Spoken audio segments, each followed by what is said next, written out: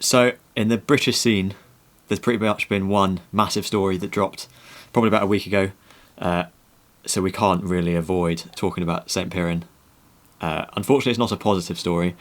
Last year, they had to grab a bunch of bikes at very short notice for their team, and they grabbed very cheap frames and bikes that had not been certified by the UCI, and then bought a load of stickers and stuck it on there as to kind of dupe the race comms, the race judges at races, which is not a great look. I mean, nothing. It's not a crazy, like, on the scale of crimes you can commit to annoy the UCI.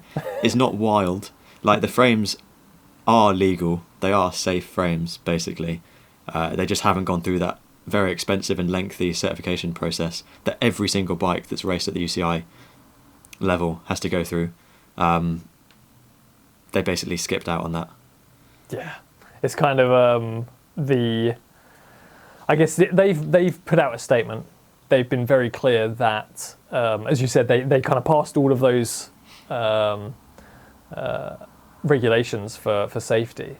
But the question is, I guess, whether those rules make sense and what advantage you might gain by avoiding them. Something that I saw one kind of team or rider point out was that the other teams have to pay, extra out of their budget. If you've got I'm going to throw out random numbers. If you've got £100,000 budget and £50,000 of that is going on bikes for the year, because maybe you're not getting a team sponsor, if you can make that £10,000, boom, perfect. You've now got 40 grand extra that you can put onto, whatever you want, which does actually give you a benefit. Now, it seems like, as you said, it seems like it's not an ideal situation because they had some issues with Lapierre, didn't they, beforehand, which meant that they were out of team bikes.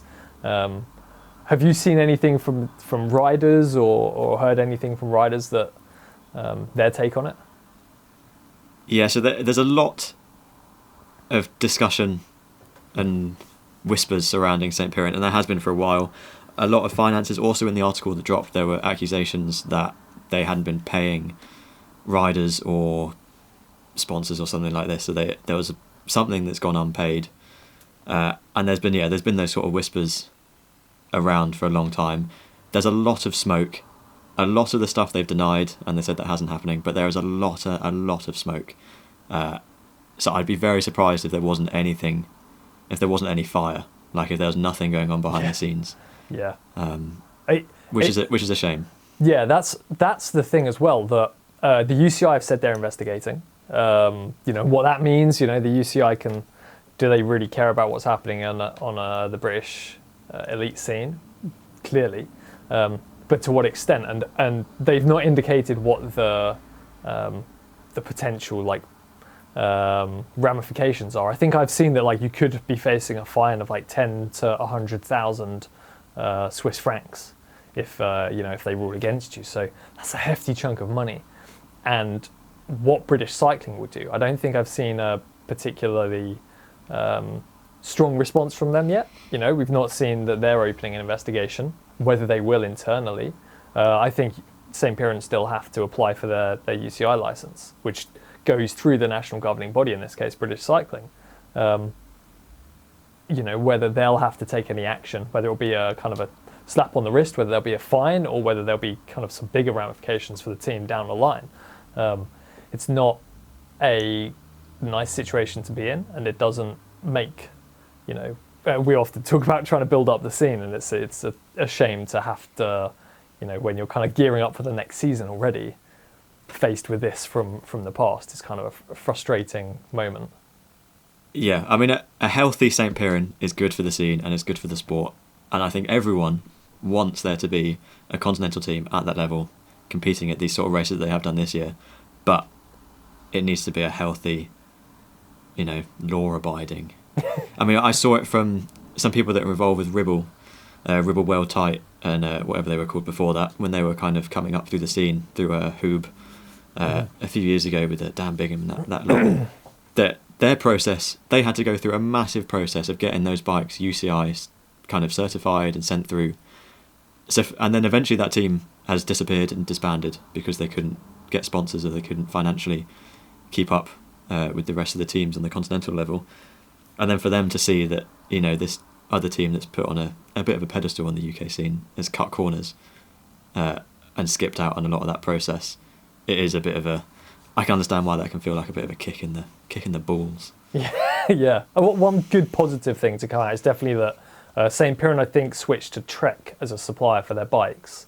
And obviously, we all know Trek. Trek are a huge reputable brand. So there is positivity, and if it all comes out through the process, and St. Piran are still racing in the future, then it looks positive for the team and it looks healthy going forwards, and it does look like it was just a kind of a blip or a minor sort of a moment in their history rather than something going forward. But we'll have to wait and see for the whole process to conclude, which is frustrating. God knows how long that's going to take.